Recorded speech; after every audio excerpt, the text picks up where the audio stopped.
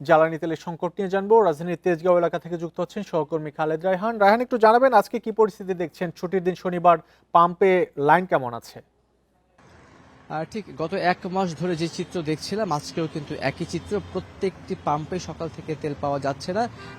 ১২টা ১টার পর থেকে ডিপো থেকে তেলগুলো আসছে পাম্পে, তারপরে সেগুলোকে আনলোড করা হবে, তারপরে তেল দেওয়া হবে। একই চিত্র এই সিটি ফিলিং স্টেশনেও মোটামুটি এখন পর্যন্ত কিন্তু ডিপো থেকে তেলের গাড়ি আসেন, যার ফলে ডিজেল, অকটেন একেবারেই দেওয়া বন্ধ রয়েছে।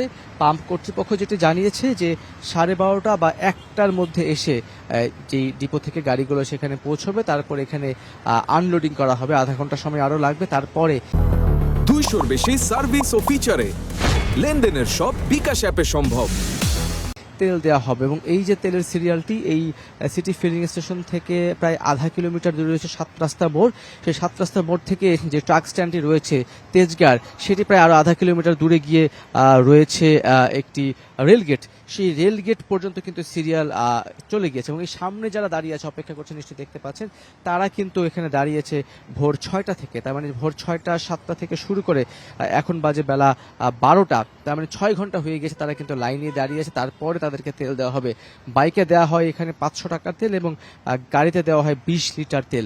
এই যে ভোগান্তি, দীর্ঘ সময় ধরেই কিন্তু এই ভোগান্তির চিত্র আমরা রাজধানী জুড়ে আসলে দেখতে পাচ্ছি এবং এই যে চিত্র, এর জন্য রেশনিং করে, যদিও সরকারের পক্ষ থেকে রেশনিং করে তেল দেওয়ার সিদ্ধান্ত উঠিয়ে নেওয়া হয়েছে, তারপরেও বিভিন্ন পাম্পে তারা রেশনিং করে দিচ্ছে যাতে সকলেই তেল পায়। এই বিষয়টিকে নিশ্চিত করার জন্য সরকারের পক্ষ থেকে এখন পর্যন্ত বলা হচ্ছে দেশে কোনো জ্বালানি তেলের সংকট নেই, কোনো ঘাটতি নেই, যাতে আছে তারই অনেক সময় চলবে। কিন্তু তারপরও ডিপো থেকে রেশনিং করে দেওয়ার ফলে কিন্তু বলা যায় যে এই যে ভোগান্তি, সেই ভোগান্তি কিন্তু কোনোভাবেই কমছে না। বেশিরভাগ পাম্পই আমরা যেটি দেখছি যে তারা বলছেন আগে তারা যেখানে ২৫ থেকে ৩০ হাজার লিটার তেল পেতেন, সেখানে এখন তাদেরকে তেল দেওয়া হচ্ছে ১২ থেকে ১৩ হাজার লিটার তেল।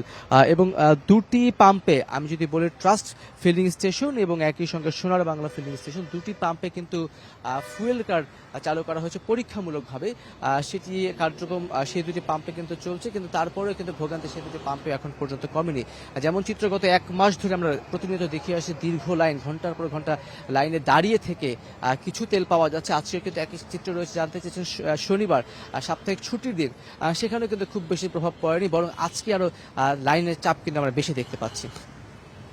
মতো সারা দেশে একই চিত্র, জ্বালানি তেলের সংকট বাড়ছে দিন দিন। রায়হান, আপনাকে অনেক ধন্যবাদ আমাদের সাথে যুক্ত হওয়ার জন্য।